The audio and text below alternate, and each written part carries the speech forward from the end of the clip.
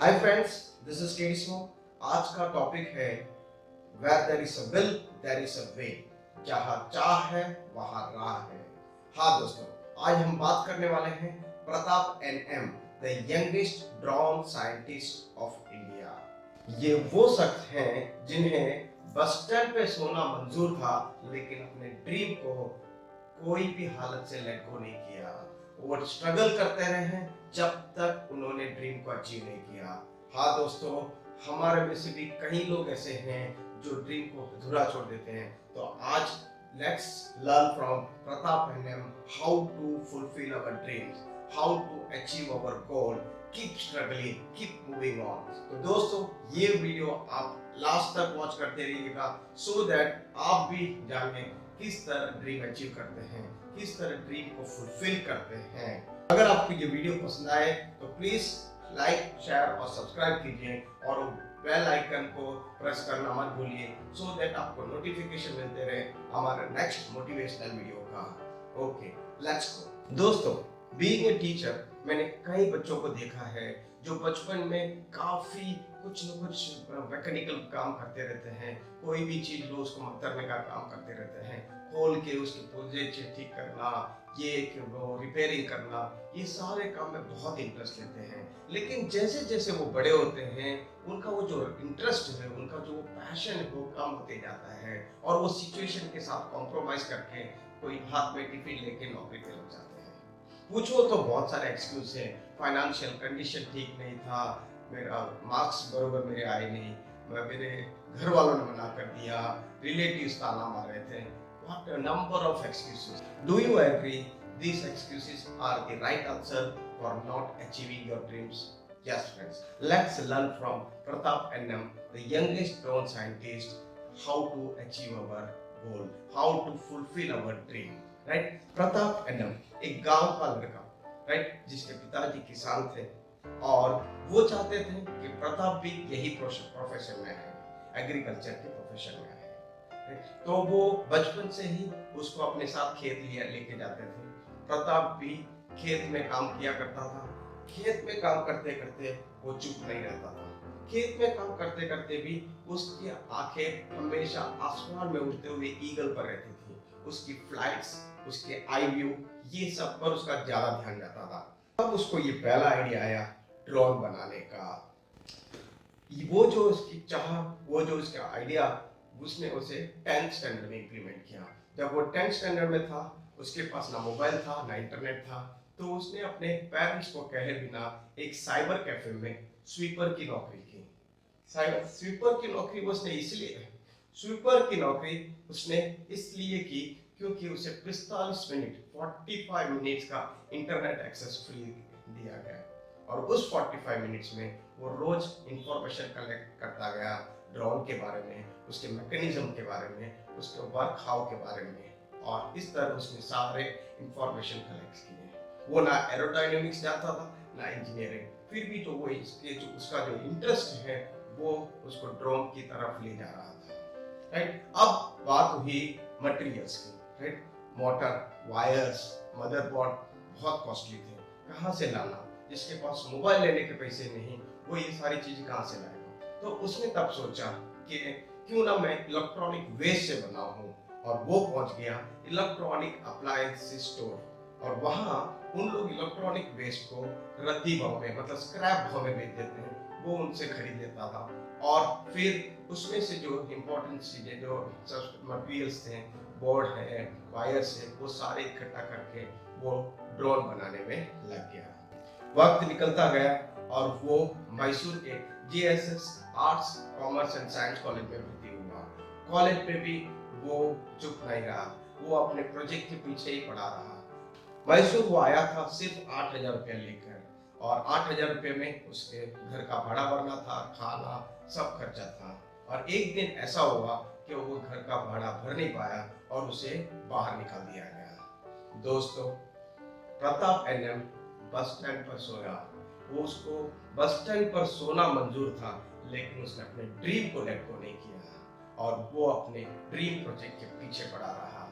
देखते ही देखते उसका एक ड्रोन बन गया, लेकिन कम से कम 50 बार वो फेल हुआ उसको ड्रोन को उड़ाने में, और लास्ट अंतिम और 51st टाइम में उसका ड्रोन 1000 मीटर उड़ा, and that was his first achievement. और काफी खुश हुआ। ठीक है, उस ड्रोन में अब वो थोड़ा सा एरोडायनेमिक्स का और इंजीनियरिंग का नॉलेज लेके सेटिंग्स मतलब मोटर को आगे करना, बैलेंस करने की कोशिश कर रहा है, और इस तरह वो सक्सेसफुल रहा एक अच्छा ड्रोन बनाने में फ्रॉम इलेक्ट्रॉनिक वेस्ट। प्रोफेसरों की मदद में उसे जापान के इंटरनेशनल रोबोटिक एग्जीबिशन में भाग लेने का अवसर मिला। उससे सिलेक्ट तो किया गया, लेकिन कैसे जाए, उसके पास टिकट के भी पैसे नहीं थे। तब कॉलेज के सारे प्रोफेसर और वेल विशर्स ने मिलके उसको टिकट खरीद के दिया, और यहाँ तक कि उसकी जो मदर है उन्होंने अपने ज्वेलरी इवन मंगलसूत्र बेचकर उसको खर्चे के लिए पैसे निकाल के दिए।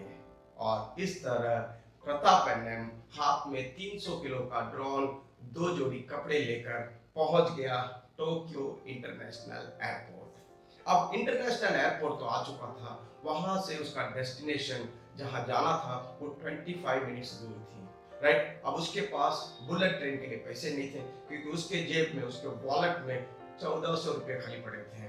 तो उसने 4 ट्रेन बदलकर वहां से 8 किलोमीटर पैदल चलकर वो एग्जीबिशन पहुंचा। एग्जीबिशन पहुंचते उसने देखा 120 कंट्रीज से बहुत सारे स्टूडेंट अपने प्रोफेसरों के साथ आए हुए थे, लेकिन उसकी मम्मी का जो सैक्रिफाइस उसे हमेशा याद रहा, और वो प्रेजेंटेशन देने में कामयाब रहा। पहले 20 कॉम्पिटिटर्स में उसका नाम सिलेक्ट हुआ। उसकी जो आशा थोड़ी सी धुंधली हो रही थी कि तब उसने एक अनाउंसमेंट सुना, the first prize goes to Pratap NM from India. बस दोस्तों, उसकी दुनिया बदल गई, उसके सामने खुशियों का माहौल हो गया, और उसे आज तक याद नहीं कि उस खुशी के अवसर में वो किस तरह स्टेज तक पहुंचा गोल्ड मेडल लेने के लिए, राइट। प्रताप एनएम, जिसके पास सिर्फ 1400 रुपये थे जब वो टोक्यो इंटरनेशनल एयरपोर्ट उतरा था, उसके पास आज $10,000 प्राइज मनी लेकर इंडिया के इंटरनेशनल एयरपोर्ट पे उतरा। प्रताप ने एक बात देखी, जो लोग उसे ताने मारते थे, उसके रिलेटिव्स, उसके फ्रेंड्स, उसके इर्द गिर्द के लोग उस पर हंसा करते थे, आज उसे एयरपोर्ट पर वेलकम करने आए हैं। हाँ दोस्तों, इंग्लिश में एक सेइंग है, इंग्लिश में एक कहावत है, when you do something different, people will first laugh at you, people will first criticize you, then they will start watching you, and then once you get succeed, they will follow you, right? Pratap के साथ भी आज यही हो रहा है, पूरी India, पूरा वर्ल्ड उसको फॉलो कर रहा है। दिसंबर 2017 फर्स्ट गोल्ड मेडल के बाद उन्हें 2018 में Albert Einstein innovation gold medal international drone expo 2018, वहां से भी गोल्ड मेडल मिला। आज के यंगस्टर्स को मुझे बताना है कि ये जो 22 साल का लड़का जिसने अपना ड्रीम फुलफिल किया, अपना गोल अचीव किया, उसका कहना है कि जब भी आप मायूस हो जाओ तो कोई ऐसी चीज रखो या कोई ऐसे शख्स से मिलो जिससे आप मोटिवेट और इंस्पायर हो जाओ।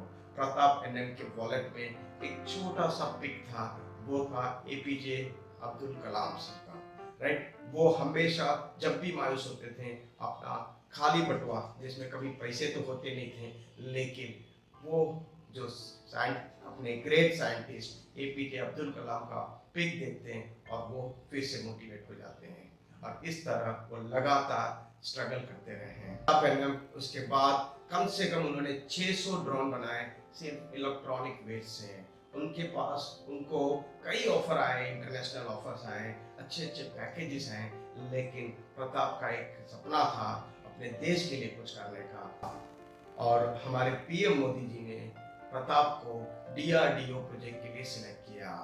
आज वो डिफेंस रिसर्च डेवलपमेंट ऑर्गेनाइजेशन के साथ किसी प्रोजेक्ट में बिजी हैं। दोस्तों, प्रताप का एक कहना है, The only thing that kept me going was me. I believed in myself and not for once doubted my dreams. Do not let others dissuade you.